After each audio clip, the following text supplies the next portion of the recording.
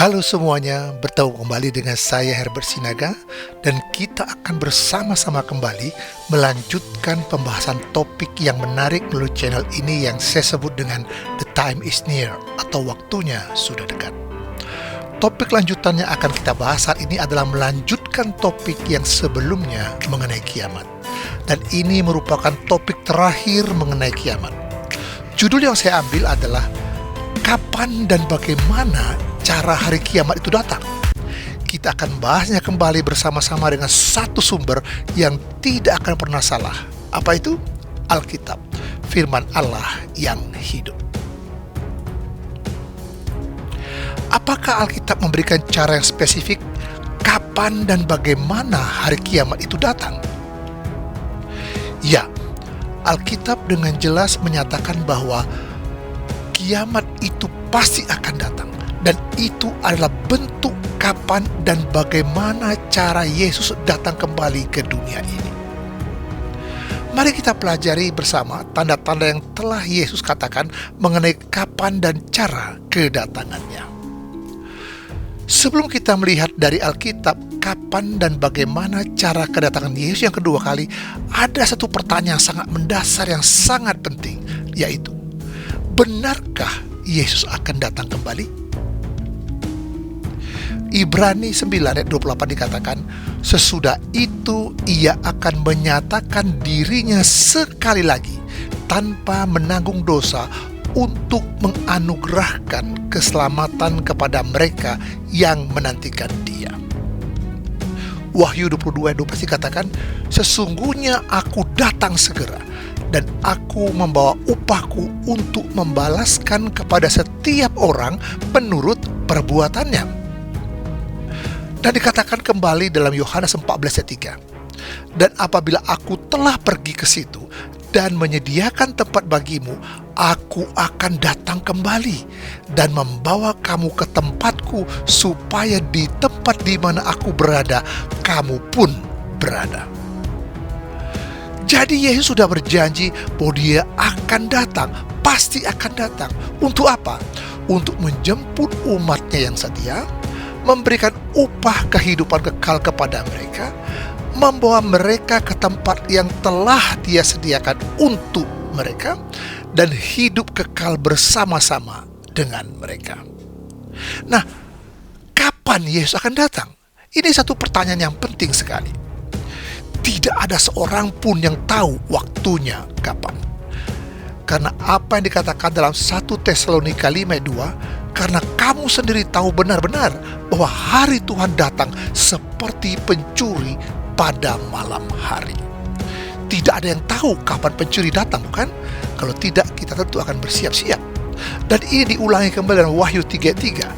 Jikalau engkau tidak berjaga-jaga, aku akan datang seperti pencuri, dan engkau tidak tahu pada waktu manakah aku tiba-tiba datang kepadamu. Jadi Tuhan Yesus datang seperti pencuri di malam hari, supaya kita berjaga-jaga kapanpun dia datang. Tuhan merahasiakan kedatangannya yang kedua kali. Kenapa? Karena dia ingin kita siap untuk menanti kedatangannya. Bila ada orang yang mengatakan dia tahu, berarti dia pembohong. Nah sekarang, bagaimana cara kedatangan Yesus yang kedua kali itu? Mari kita lihat dalam Kisah Para Rasul 1 ayat yang ke-11. Yesus ini yang terangkat ke surga meninggalkan kamu akan datang kembali dengan cara yang sama seperti kamu melihat dia naik ke surga. Cara Yesus datang akan sama caranya sewaktu dia naik ke surga di depan murid-muridnya. Yesus datang dengan tubuh yang sama, hadir secara fisik pada saat kedatangannya yang kedua kali. Matius 24:27. Sebab sama seperti kilat memancar dari sebelah timur dan melontarkan cahayanya sampai ke barat, demikian pula lah kelak kedatangan Anak Manusia itu.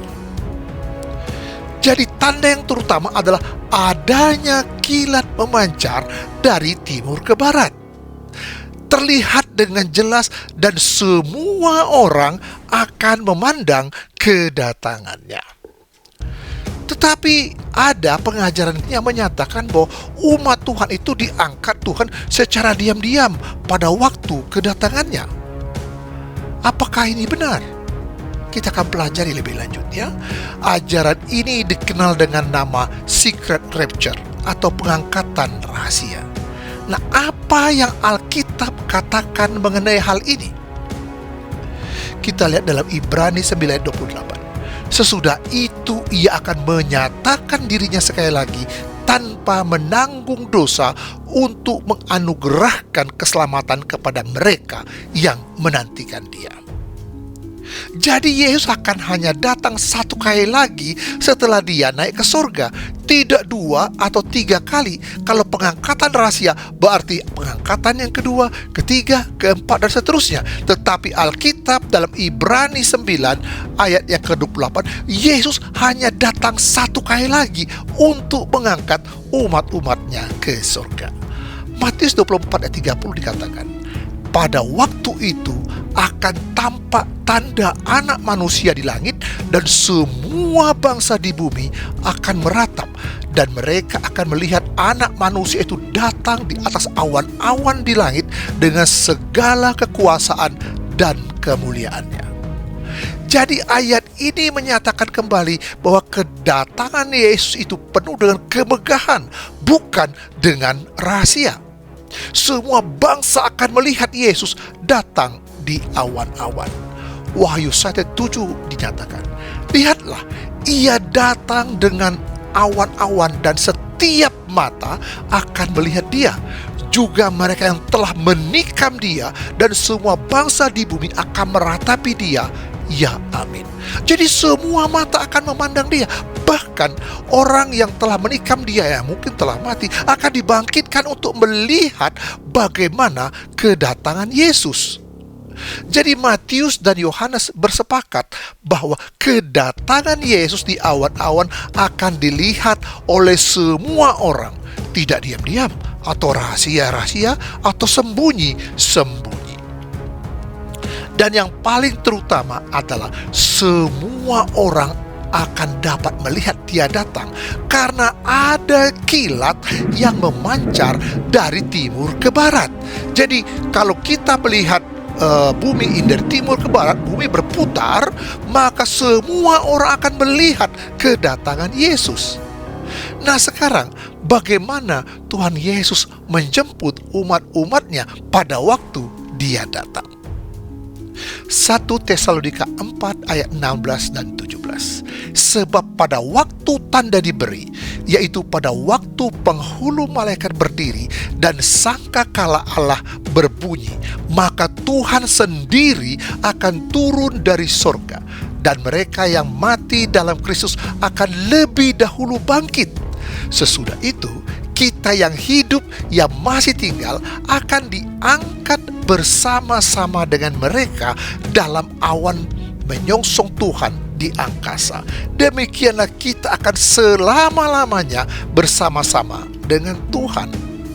Matius 24:31 juga dikatakan, dan ia akan menyuruh keluar malaikat-malaikatnya dengan meniup sangkakala yang dahsyat bunyinya, dan mereka akan mengumpulkan orang-orang pilihannya dari keempat penjuru bumi, dari ujung langit yang satu ke ujung langit yang lain. Jadi pada waktu Yesus datang yang kedua kali, orang yang telah mati di dalam Kristus akan dibangkitkan dengan memakai tubuh yang kekal, dan semua umat Tuhan, baik yang baru dibangkitkan maupun yang masih hidup, akan menyongsong Yesus di angkasa. Alkitab yang menyatakan itu.